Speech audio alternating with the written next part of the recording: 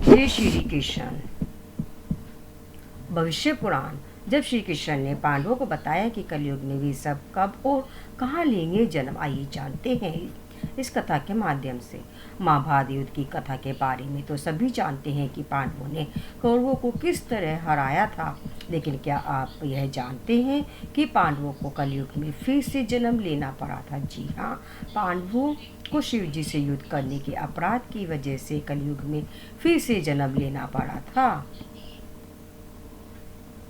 आज हम आपको भविष्य पुराण में वर्णित इससे जुड़ी ये घटना पौराणिक कथा के बारे में बताने जा रहे हैं। तो आइए जानते हैं इसके बारे में। भविष्य पुराण के अनुसार आधी रात के समय अश्वत्थामा, कृतवर्मा और कृपाचार्य ये तीनों पांडवों के शिविर के पास गए और उन्होंने मनी मन भगवान शिव की आराधना कर उन्हें प्रसन्न कर लिया। इस पर भगवान शिव ने उन्हें पांडवों के शिविर में प्रवेश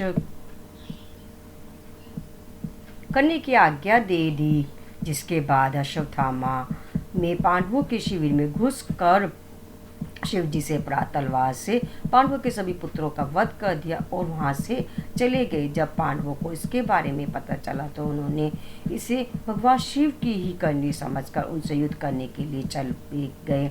जैसे ही पांडव शिव जी से युद्ध करने के लिए उनके सामने पहुंचे, उनके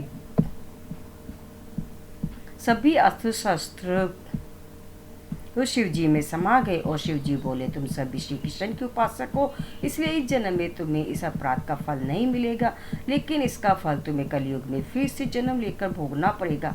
भगवान शिव की यह बात सुनकर सभी पांडव दुखी हो गए और इसके विषय में बात करने के लिए श्री कृष्ण के पास पहुंच गए। तब श्री कृष्ण ने उन्हें बताया कि कौन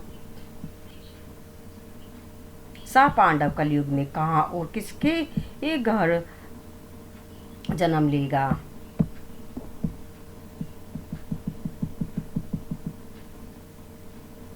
भविष्य पुराण के अनुसार कलयुग में युधिष्ठिर वत्सराज नाम के राजा के पुत्र बने और कलयुग में उनका नाम था मलखान।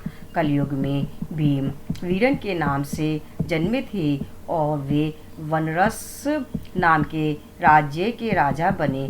कलयुग में अर्जुन का जन्म परिलोक नाम के राजा के यहाँ हुआ और उनका नाम था ब्रह्मानंद।